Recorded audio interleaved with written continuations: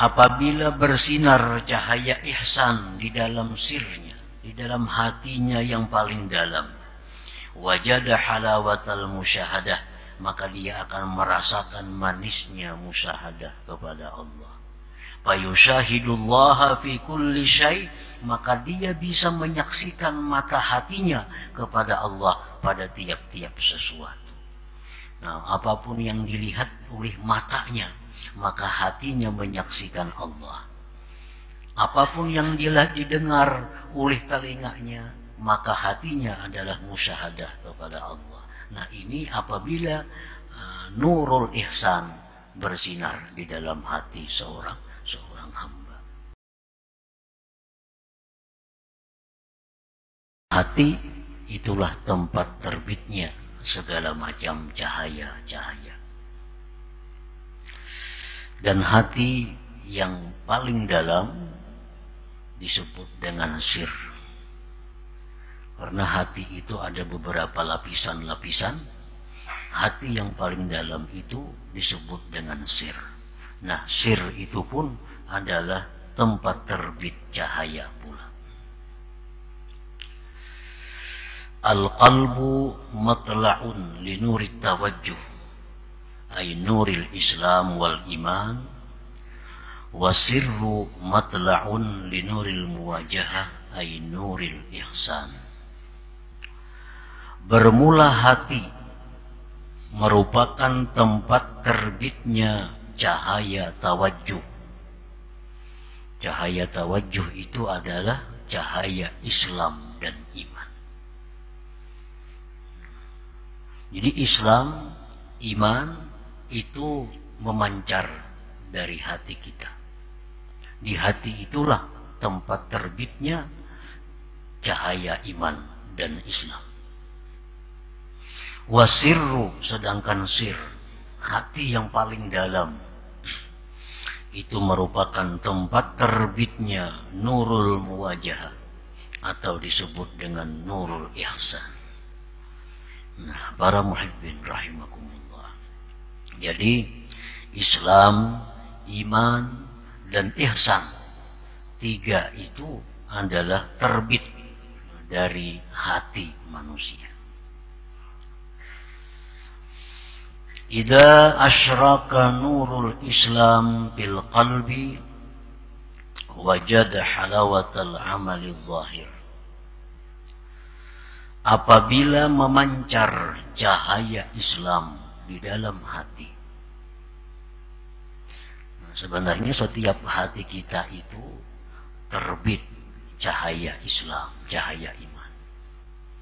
Tapi yang jadi persoalannya adalah apakah cahaya itu memancar? Apakah cahaya itu menerangi? Apakah cahaya itu menyinari? Nah, apabila cahaya Islam terbit di dalam hati kita dan cahaya itu bersinar, nah cahaya itu memancar, maka seseorang itu akan mendapati, akan merasakan manisnya amal zahir. Kahalawatis salah, seperti lezatnya sembahyang. Wa qiraatil Quran, seperti manisnya membaca Al-Quran. Wa zikri, lezatnya berzikir. Wa ghairiha, dan selainnya minal a'maliz zahirah, daripada amal-amal yang zahir. Nah, para muhibbin rahimakumullah, apabila kita merasakan sembahyang itu adalah lezat, apabila kita merasakan bahwa sembahyang itu satu kenikmatan, bila merasakan bahwa kita membaca Al-Quran itu menemukan ketenangan, kita berzikir menemukan ketentraman hati, nah itu pertanda bahwa nur Islam itu memancar di hati kita, memancar, menyinari. Nah sebaliknya, apabila kita tidak merasakan nikmat, tidak merasakan kelezatan di dalam sembahyang, tidak merasakan manisnya membaca Al-Quran, tidak merasakan ketenangan bila berzikir, itu pertanda bahwa hati kita itu, cahaya Islam yang ada di dalam hati itu tidak bersinar. Tidak bersinar. Tidak bersinar itu bisa dimungkinkan karena kabut asap. Kan kada kelihatan bintang, bulan. Ada terbit. Cuma karena kabut asap kada kelihatan cahaya. Bisa gerhana menutupi cahaya matahari, cahaya bulan. Padahal bulannya terbit, mataharinya terbit. Nah demikian pula cahaya Islam di dalam hati kita ini terbit sebenarnya. Cuma karena banyaknya asap, lalu cahayanya itu tidak menyinari apa-apa, tidak membuat terang. Nah apabila cahaya Islam di dalam hati kita itu bersinar, maka manisnya ibadah-ibadah yang zahir itu akan kita dapatkan.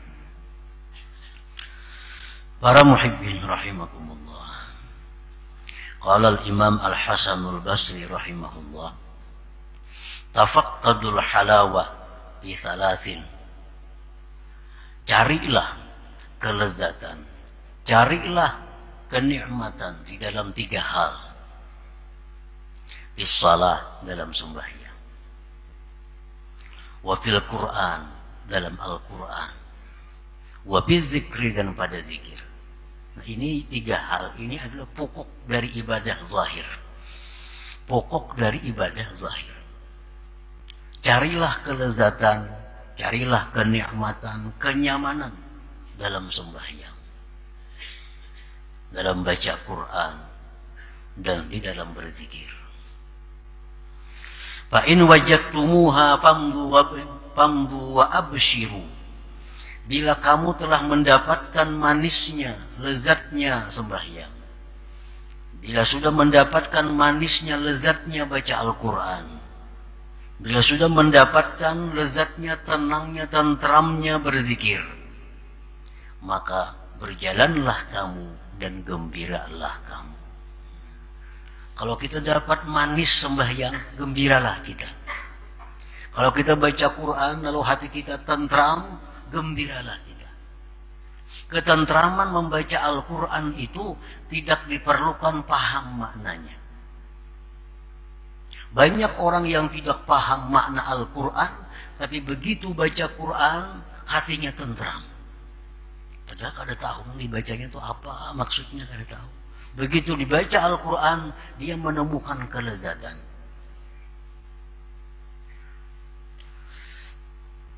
Nah, bila kita menemukan kelezatan-kelezatan di dalam ibadah-ibadah zahir tadi, maka berjalanlah kalian dan gembiralah kalian.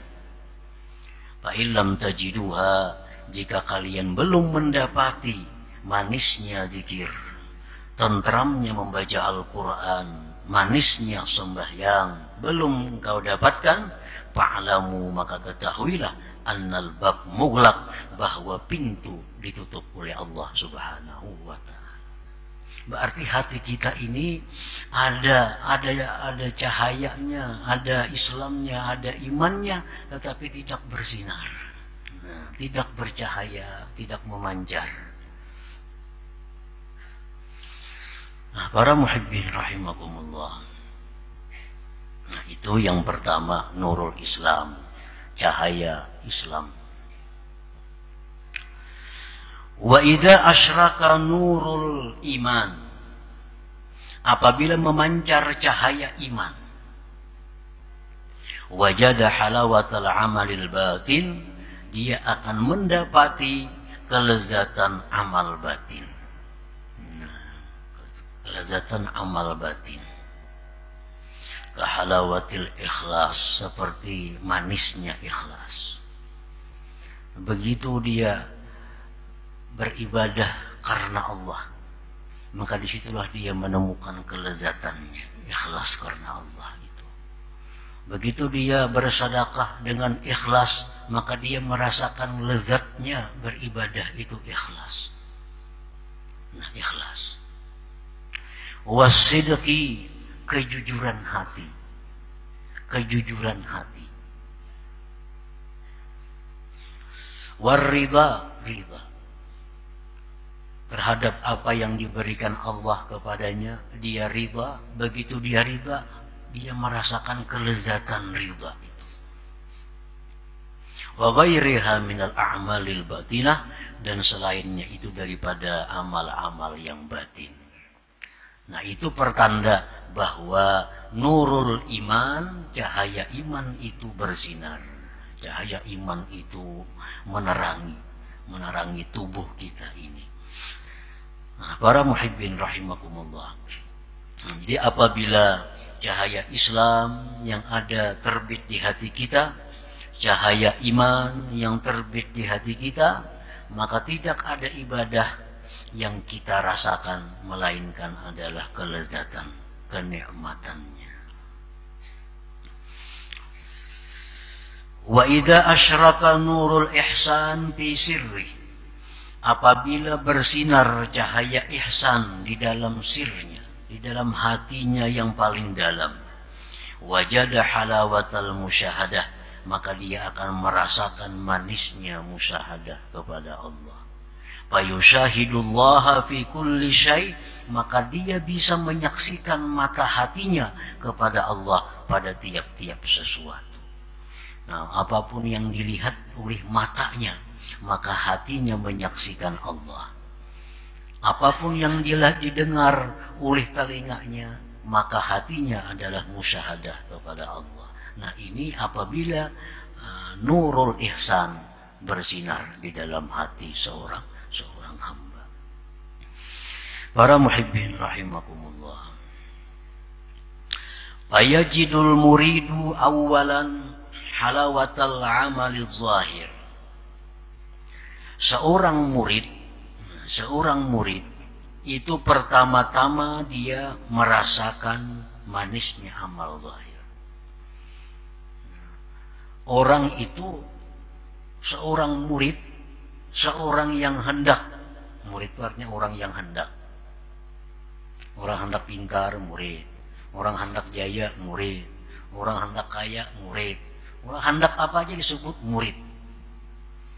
Tapi dalam istilah-istilah yang kita baca ini, bila murid itu artinya orang yang hendak mencapai tingkatan yang tertinggi dalam ma'rifatnya kepada Allah Subhanahu wa ta'ala. Orang yang hendak ma'rifat kepada Allah itu disebut murid. Nah, itulah istilahnya. Walaupun secara umum arti murid itu macam-macam. Tapi yang khusus yang kita baca dalam kitab-kitab seperti ini, pengertian murid itu adalah orang yang hendak bagaimana dia bisa mendapatkan ma'rifat kepada Allah Subhanahu wa ta'ala. Seorang murid, orang yang hendak ma'rifat kepada Allah, pertama-tama dia merasakan manisnya amal zahir. Nah, ini dulu. Jadi si murid itu pertama yang didapatkannya adalah manisnya, lezatnya amal zahir. Sembahyang inya lezat, sembahyang inya nikmat. Baca Quran dia hatinya tentram, berzikir demikian. Alladzina amanu wa tatma'innu qulubuhum bi dzikrillah. Orang-orang yang beriman itu tentram hatinya bila berzikir kepada Allah. Nah, murid itu pertama itu yang mesti dilaluinya. Itu murid yang kelas 1 artinya. Murid kelas 1 itu dia merasakan bahwa nikmatnya, lezatnya amal-amal zahir. Pertanda bahwa nurul Islam di dalam hatinya bersinar, memancar. Sembahyangnya nyaman, baca Qur'annya nyaman, bila berzikir itu dia nikmat. Nah, ini pertanda bahwa kita sudah masuk dalam murid. Masuk dalam murid. Nah, apabila manisnya amal yang zahir ini belum kita rasakan, manisnya amal zahir belum kita dapatkan, nah kita belum sampai kepada tingkatan murid.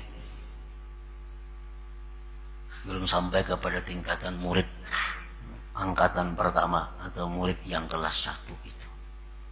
Karena yang didapat itu pertama-tama adalah nikmatnya sembahyang. Artinya bila mana dia menemui kesusahan-kesusahan di dalam hidupnya, dibawanya sembahyang, hatinya nyaman. Nah, dia menemui masalah-masalah yang banyak yang dihadapinya, dibawanya berzikir, tentram. Nah, itu sudah menunjukkan bahwa orang ini sudah murid. Sudah ada pancaran cahaya Islam di dalam hatinya. Summa halawatul amalil batin. Kemudian sesudah itu dia rasakan manisnya amal batin. Nah, summa itu menurut dalam bahasa Nahwu litarahi. Artinya perlu waktu yang panjang. Summa, kemudian. Ini bahasa Arab Nahwu itu fa itu kemudian juga artinya, tapi itu cepat. Ja'a Zaidun fa amrun. Datang Zaid, kadalawas datang Amar. Fa amrun. Kalau ja'a Zaidun, datang Zaid, summa amrun, bisa seminggu hanya datang si Amar ini. Summa itu waktu panjang. Nah, jadi untuk naik tingkatan seorang murid daripada merasakan manisnya amal zahir sampai dia bisa merasakan manisnya amal batin, itu perlu waktu yang cukup panjang. Summa. Mungkin beberapa waktu dia rasakan lebih dahulu manisnya sembahyang, lezatnya berzikir, lezatnya puasa, lezatnya segala macam amal-amal zahir. Nah, sudah itu mantap dirasakannya, dia akan diberi Allah langkah yang kedua, yaitu merasakan manisnya amal batin. Bagaimana nikmatnya dia ikhlas beramal, bagaimana nikmatnya dia ridha menerima hukum Allah, menerima ketetapan daripada Allah, bagaimana dia manisnya berharap kepada Allah, bagaimana dia manisnya berpegang atas Allah. Nah, itu semua adalah amal-amal batin. Nah, ini sudah tingkatan yang kedua. Summa halawatul musyahadah. Nah, summa lagi. Summa artinya kemudian dalam waktu yang cukup lama dia akan bisa merasakan manisnya musyahadah kepada Allah itu. Nah, ini sudah tingkatan yang disebut tingkatan ujung atau akhir perjalanan seseorang murid tadi. Jadi kada akan bisa seseorang itu sampai kepada lezatnya musyahadah kalau dia belum merasakan lezatnya ibadah zahir, lezatnya ibadah batin itu. Nah, para muhibbin rahimakumullah.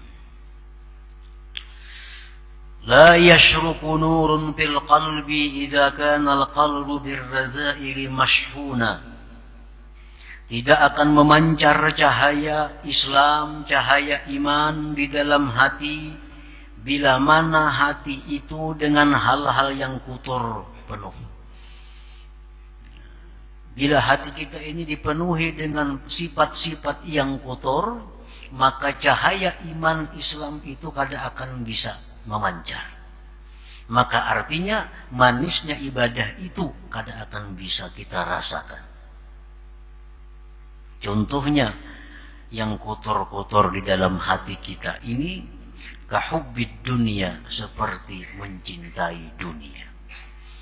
Nah, orang yang masih mencintai dunia itu kada akan bisa merasakan manisnya sembahyang. Kenapa sebabnya? Karena pikirannya dunia.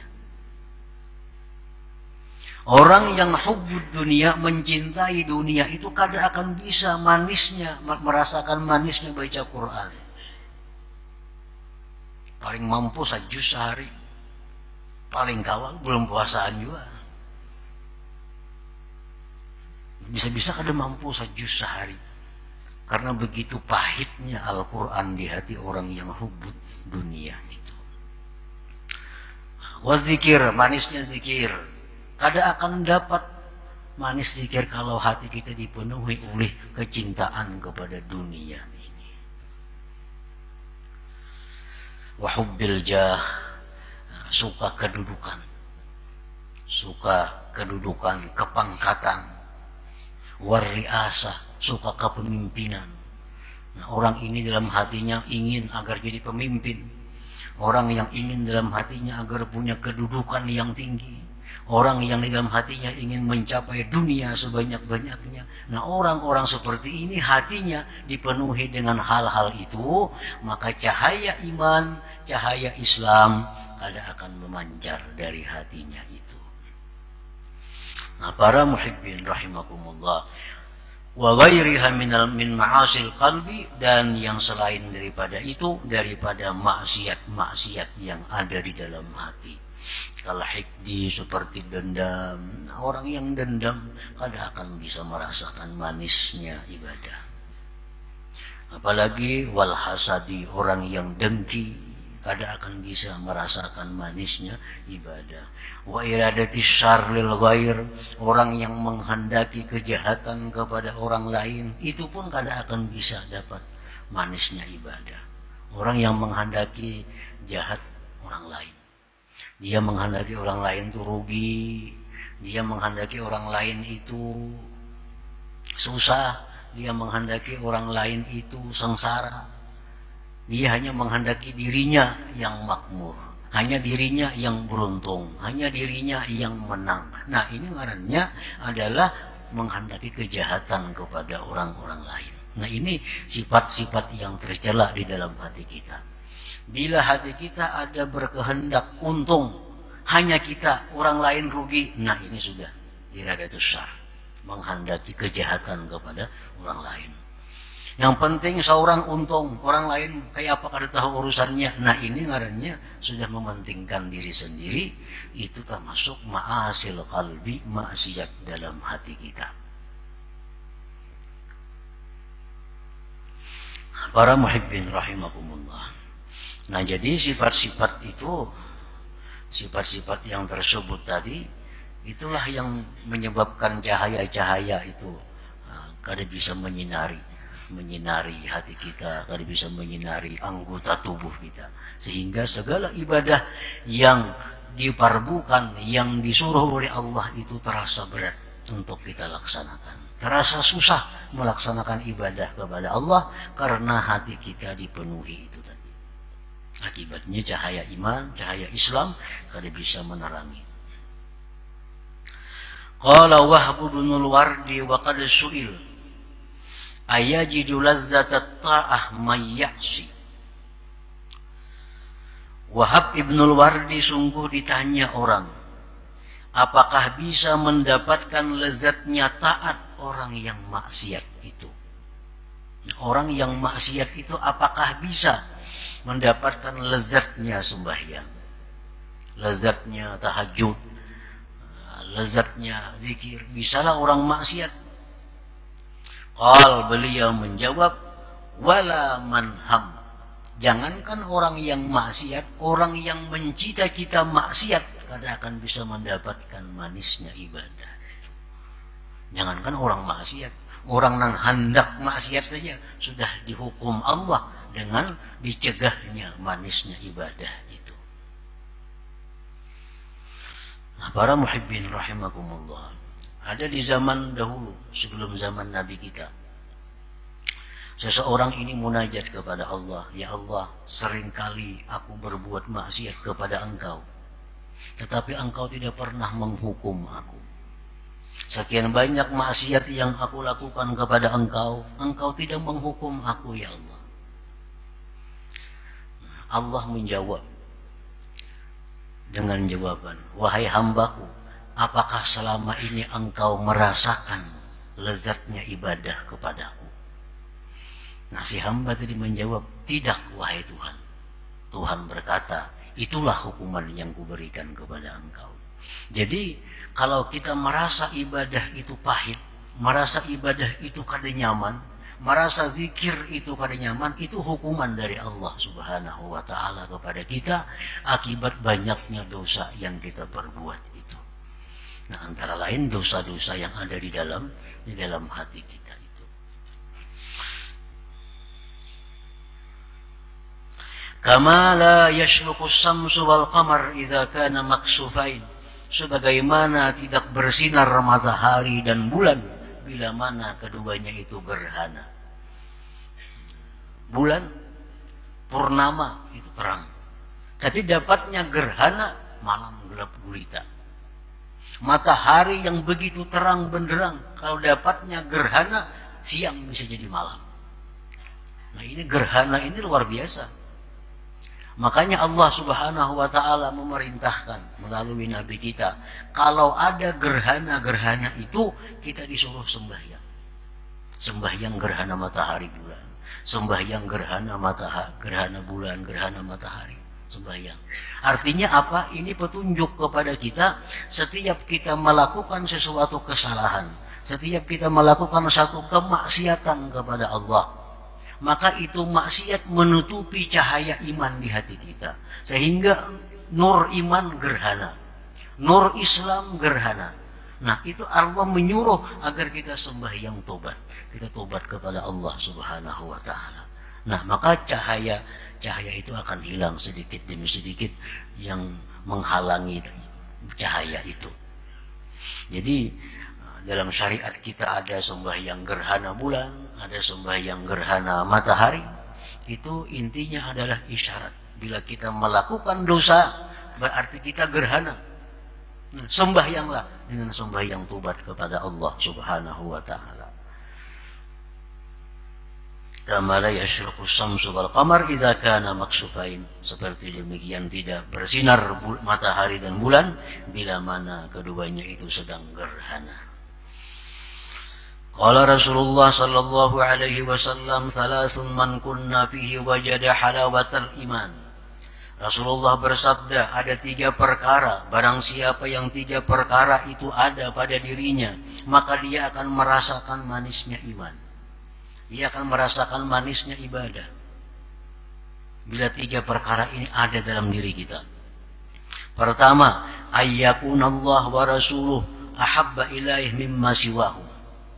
Bila mana Allah dan Rasul yang paling dia cintai kepada dirinya daripada selain keduanya.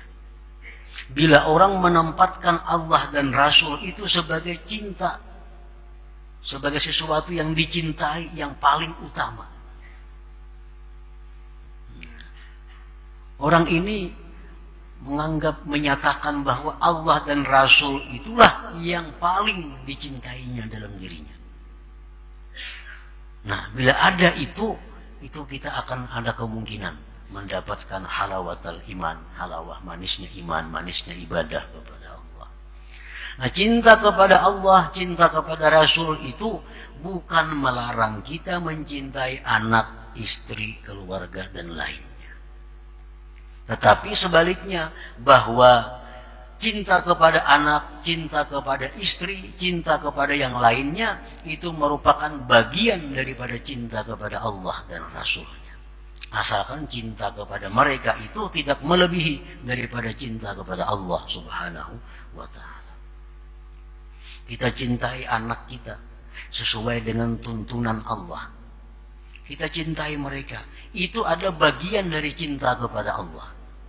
Kita cintai istri kita, cintai suami dengan tuntunan Allah, maka mencintai itu bagian dari mencintai Allah. Cintai kedudukan, cintai harta, tapi dengan tuntunan Allah, maka itu bagian daripada cinta kepada Allah. Allah tidak melarang kita cinta dunia, asalkan dunia yang kita cintai itu adalah bulghah, bekal kepada akhirat. Tapi Allah melarang kita mencintai dunia kalau dunia itu membawa kita kepada neraka. Mencari kekayaan dari jalan yang haram, menggunakan kekayaan kepada jalan yang haram. Nah ini Allah melarang kita mencintai dunia seperti itu. Tapi kalau dunia yang menjadi bekal kita ke akhirat, itu kita cintai, itu bagian daripada cinta kepada Allah dan Rasul. Jadi jangan dipaham orang cinta lawan Allah, lawan Rasul itu kada tahu di duit lagi, kada tahu di bini lagi, kada tahu di... Bukan itu maksudnya. Cintailah anak, cintailah istri, suami, kawan, dan lain-lainnya sesuai dengan tuntunan Allah. maka itu bagian cinta kepada Allah dan Rasulnya. Tapi kalau mencintai, membabi buta, nah itu bertentangan dengan cinta kepada Allah Subhanahu wa ta'ala.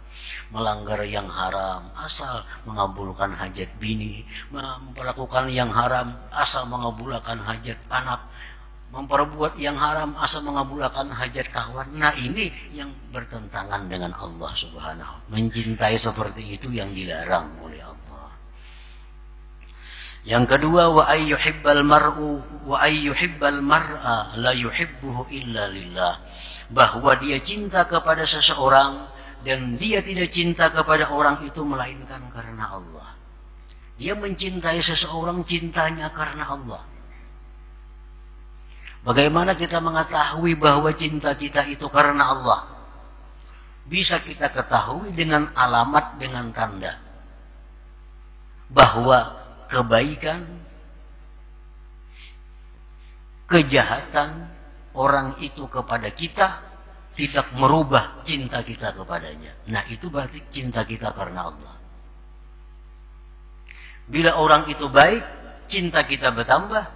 Bila orang itu kurang baik, cinta kita menurun. Itu menunjukkan cinta kita bukan karena Allah. Nah itu mengetahui cinta kepada seseorang yang cintanya karena Allah. Ini membantu kita, kadang membantu kita, tetap hati kita sayang lawan inya. Nah itu cinta kita karena Allah. Bila sebaliknya, bila ini membantu, hati kita tambah cinta. Bila kada hira-hiran, hati kita bina kurang cinta. Nah ini sudah karena Allah cintanya.